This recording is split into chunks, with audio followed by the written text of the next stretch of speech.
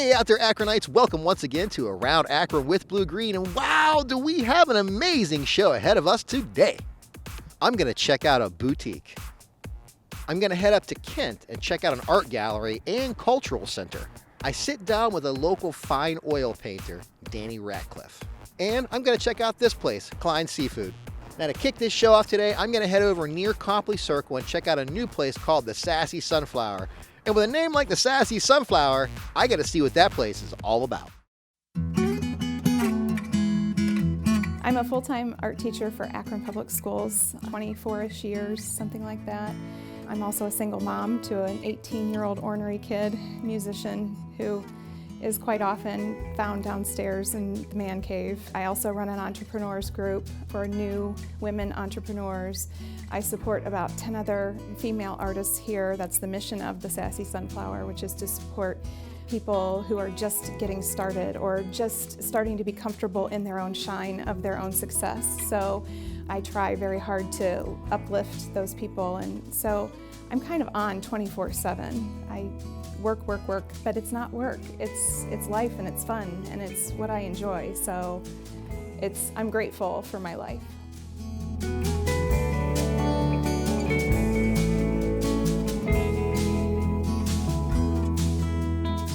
First and foremost, what I know about this building is it used to be Just That Twist, which was run by a local woman named Janet, and she is beloved by this community. She set up the foreground for everything, for me to be here. When I first moved in, she gave me a tip of the hat, which just really meant a lot because the community loved her and loved her shop, and the community doesn't really have any shops like this. So I think they were kind of thirsty for it a little bit. This house has always just been very charming and pretty, but has a story, and that's why I came in the first time, was I wanted to know what the story was with this house. Why is this house a shop, and what does it look like inside? And when I got in the first time, I think like everybody, they come in and they just look around, and all the woodwork and the creaky floors and the floors that go this way and that way, and you know, there's life here, and you feel that people were here and touched this place. So, and that's what my shop is all about. So I was excited to get into this building that's from mid-1800s. It's had many updates done to it, but nothing that has taken the charm away from it, which is something that I love.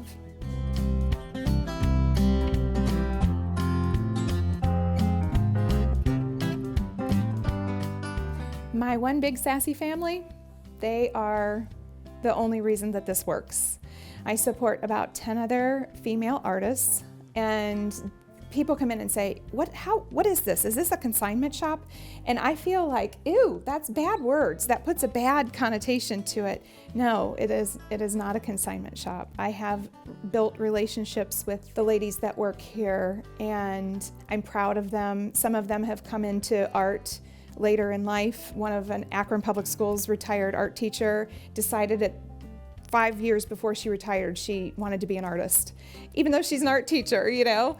She just couldn't find what it was she wanted to do, and she's now our glass artist, and she does classes, and she's pretty incredible. And then I've got a new mommy, you know, she's got, I say new mommy, but she's got 5 kids. So some of which are hers biologically and some of hers are hers by choice. And she's my creative partner, Stephanie. And she and I have built several businesses within this business. We now have Steffi Joe Fashions and SJ earrings and fun jewelry and Sass and Snark. So we're developing a community of working artists here that probably have other things going on in their life, but this is the one thing that they really love. And so we work hard together and we play hard together, and we help lift each other and work together to make this place called the Sassy Sunflower.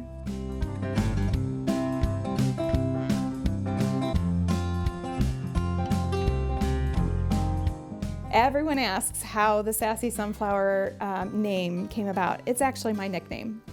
My great uncle, who was a big farmer in Tennessee, used to tease me, and along with all of the boys on the farm would tease me, and he would say, "You're sassy as a sunflower, but mean as a rattlesnake." You know, you got to get mean when all the boys are picking on you.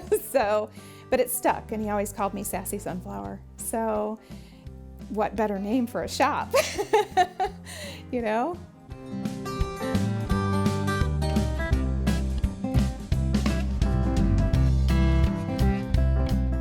Sunflowers were a huge part of my life. I did a lot of gardening with my grandma. So I learned very early that if you put something in the ground, it would grow. And so when my grandma was out back, and I grew up in the city during the school year, but during like summers and whatnot, I would go to the farm. So that's where the farm came in. But with my grandma, she always had these gardens and always had flowers. And so she was working out back one time and she was planting things. So I brought out a little bowl of marbles and I started planting the marbles. And instead of saying to me, "No, honey, marbles don't grow," she planted sunflowers where the marbles were, and the marbles grew into sunflowers. And it's just one of those things that is dear to me and makes me feel good to think about it. And I'm tearing up. Sorry.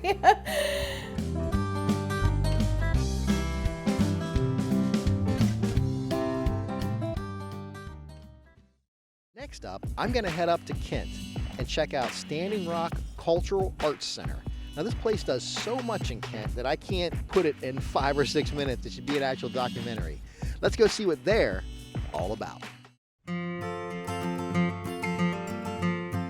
Standing Rock Cultural Arts began as the North Water Street Gallery in 1992.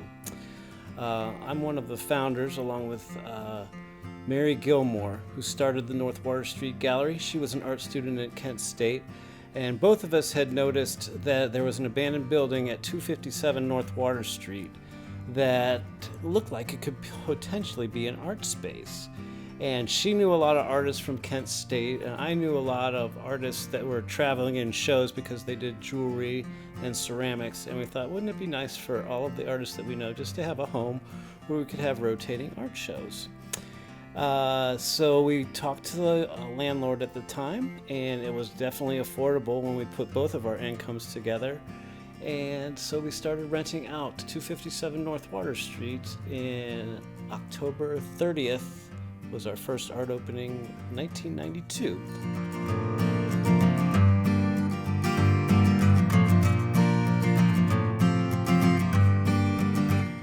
So we incorporated Standing Rock Cultural Arts in 1999. That name came from Adrian, who was a local bartender at the time.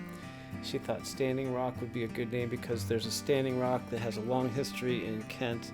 It's a rock in the river that relates to native tribes coming there to have counsel whenever there was a dispute. They would sit on this rock, they would pass the peace pipe. It's about a mile from here in the river. It's a very huge rock. So we became Standing Rock Cultural Arts, and our mission was to build community through the arts and provide arts access for all. And we've been doing that ever since 2000 when we got our nonprofit status. We've been getting Ohio Arts Council grants every year and other grants to help fulfill our mission.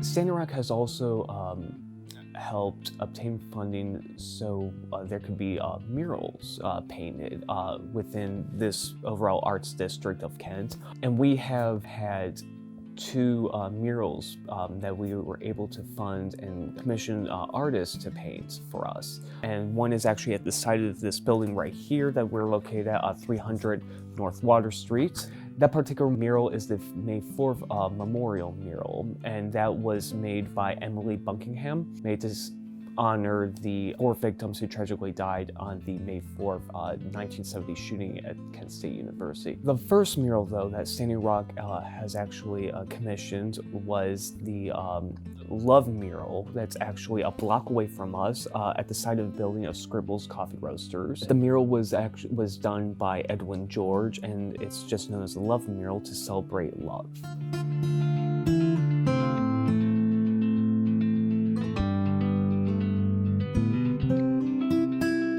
It's important to have a place like Standing Rock Cultural Arts to just serve as a nice creative hub for the overall community, either with artists on their particular medias that they work with, or just with anyone who is a fan of the arts and who loves the arts, just so they can check out like what other creators are doing, while there might not been like an opportunity to provide the experience necessary. And that's like that was the hope, or that's the overall like goal of something like Standing Rock Cultural Arts, to promote art, music, and even cultural events and activities throughout the many years it has been around.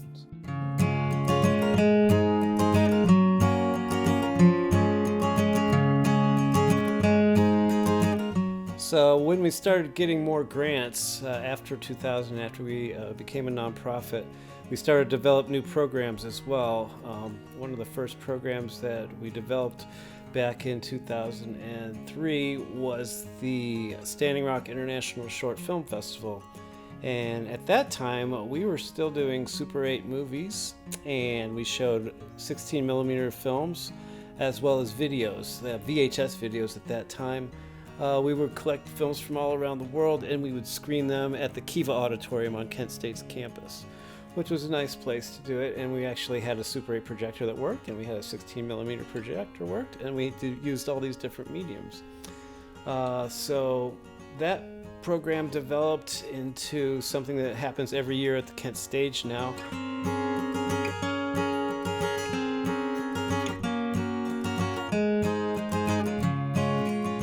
We had to move in 2014. We had a good run at the place at 257 North Water Street, but eventually the building was condemned.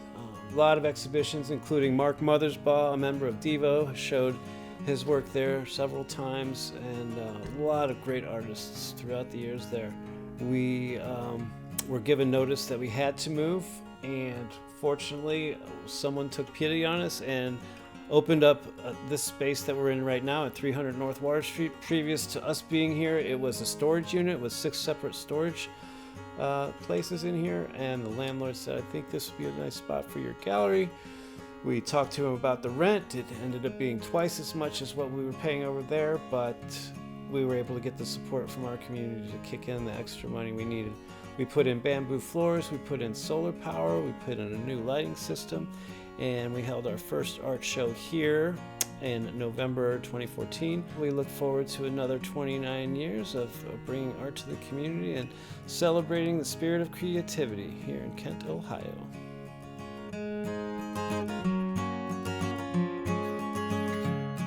Next up, I visit local artist Danny Ratcliff. By day, he's a contractor. By night, or when he finds time, he's actually a fine oil painter. Let's go see what Danny Ratcliff is all about. As a child, as a young kid, my brother was good at art, drawing pictures, and he was 6 years older than me. Of course, I want to emulate what my brother does, so I started drawing.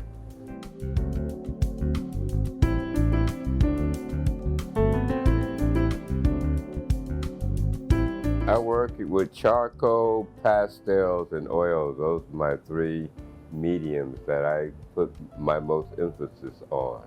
And oil painting is just something I began experimenting with on my own. I gravitated toward it through the education I got from my high school teacher, Mr. Wise. We learned to paint with poster paints. And poster paints really are very much like oil paints, except it's a water base, and they're not as rich color-wise as oils, but you can do many of the same things. You can mix and get the similar colors and effects, and the only difference is, for the most part, it's not oil-based. So it was a lot of learning that I picked up from that, because it enabled me to manipulate and learn color before I even began to do oil painting. Now, oil painting was a different monster because it didn't dry fast. It took a long time to dry, and it took a different process, a different thought process to get good results.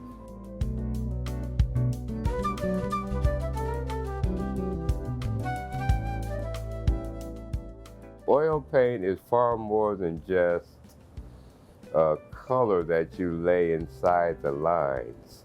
It's more like a medium that you would use with the process of thought like a sculptor. There's a richness to oil paints, and there's also a similar richness to acrylic paints, which is also a painting medium that I've experimented with because I like the way that it does dry.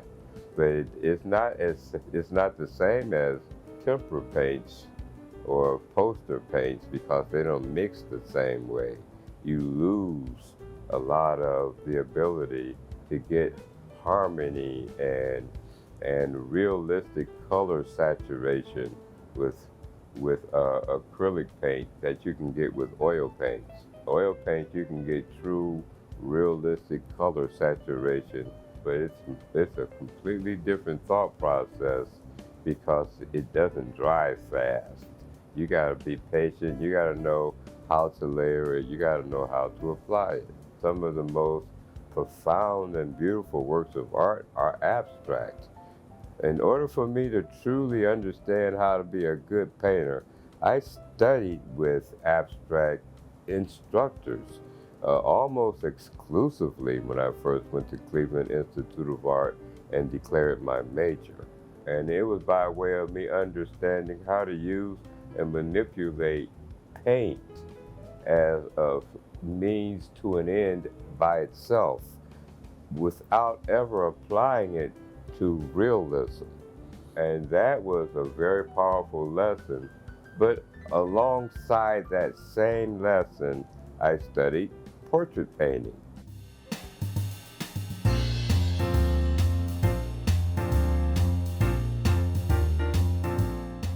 Operating track hose and bobcat heavy equipment to laying brick, block, and stone, block anywhere up to 65 pounds per block.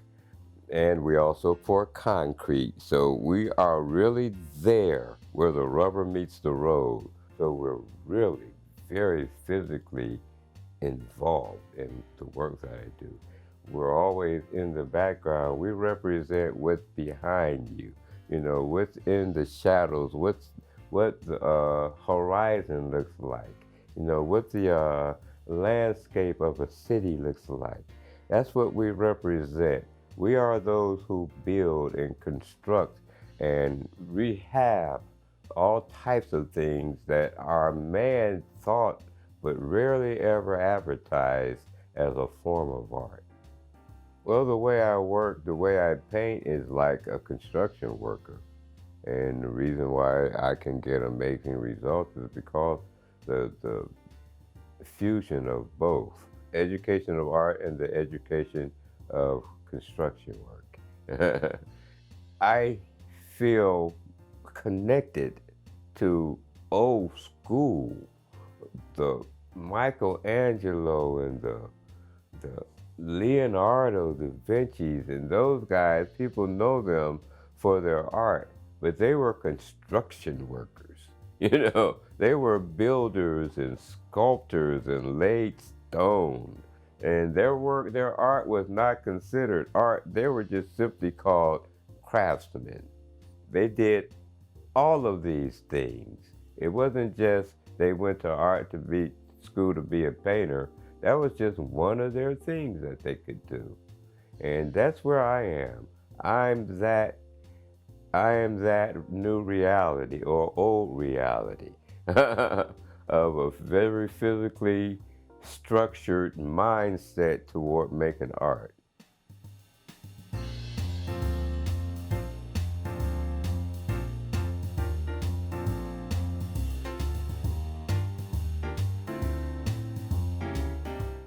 Now to wrap this show up today, you guessed it, Klein Seafood. Now if you need fresh seasonal seafood in Akron, you're probably coming to Klein Seafood.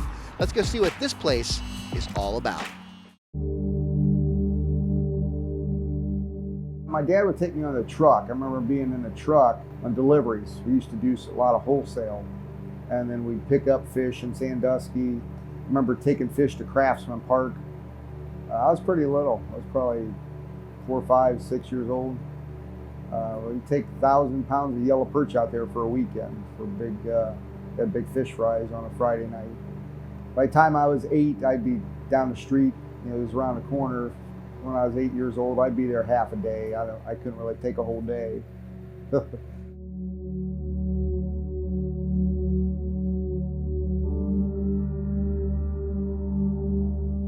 Uncle Joe started in the late 20s, really, and he was delivering cottage cheese up to Sandusky. He started bringing yellow perch back and selling it here, and that's how he started. And back then, he was delivering statewide in the 40s and 50s, Cincinnati, all over. But back then, it was blue pike, and blue pike became extinct because they overfished it. And every once in a while, we'll get a walleye that looks like a blue pike, which was smaller. It's real blue looking, but they were smaller, bigger than a sauger, but smaller than a walleye. And that put them out of business in about 1956, 57. They overfished it because he was all wholesale. So he did a little bit of retail, but mostly wholesale is what he did. So back then they had these different clubs are around. There's a bunch of German clubs in town. Here they would do call it club style. Cut the fins off in the back, they take the fin off, top and bottom, and leave it whole and fry it like that.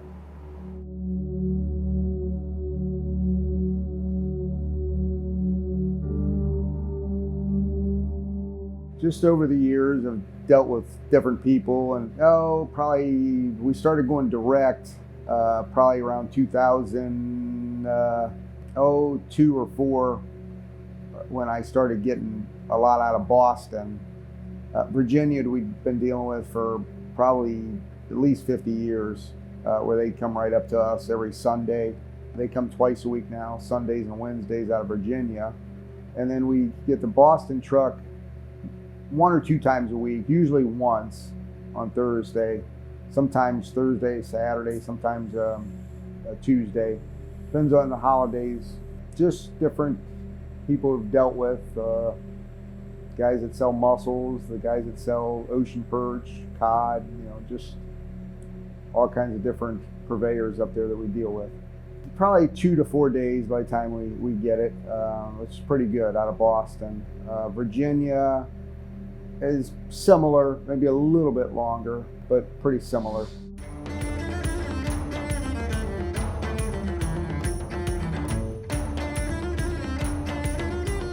I think people think that you could just go get fish, no matter what, any day and have it fresh. Sometimes they think you could get anything, anytime, and you probably could, but you pay a whole lot of money for it. Every day getting something, where we get stuff 1, 2, 3 times a week is a lot. Even that's a lot. So to get it every day, there's some that think that it's not a hard business. It's hard physically. A lot of physical labor. You got to be here, and you see what I did this morning. Put all this in, and it takes time.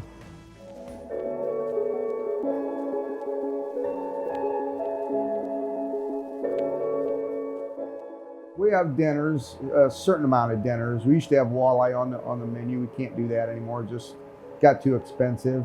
We also do fish by the pound, like a pound of clean shrimp or a pound of scallops or smelts, half pound, whatever. We cook by the pound also. That widens the variety that they can get.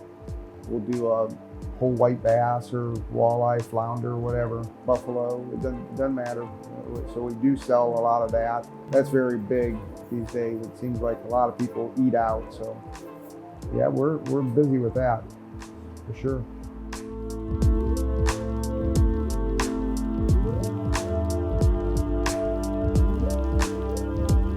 We cut all the fish. They buy the whole fish. We cut it. No charge. The only thing we charge for is heads and bones. We do sell those now, and some people, if they want those cut, we charge $1 a pound to cut them. But we clean any of the fish the way they want it. No, we do that. Sometimes people want fish cleaned. A lot of fishermen will bring them in. We clean them for them. Give us a couple days, and we get them done a day, usually a day. But yeah, we do that.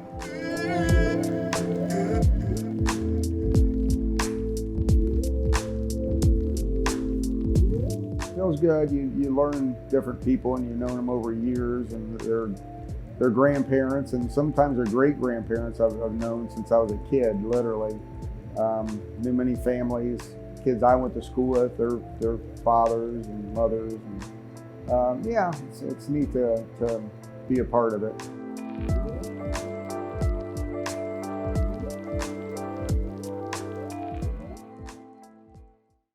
Thank you once again for watching this episode of Around Akron with Blue Green. Now, if you have any questions or any comments, or you just want to drop me an email, you can reach me at www.aroundakronwithbluegreen.com, or you can catch me on social media. Thank you, and have an amazing day. Head up to Kent, the Standing Rock Cultural Arts Center, and that car was a little loud. More than what I can list in 5 or 6 minutes. Now you're going to check out. Yeah, that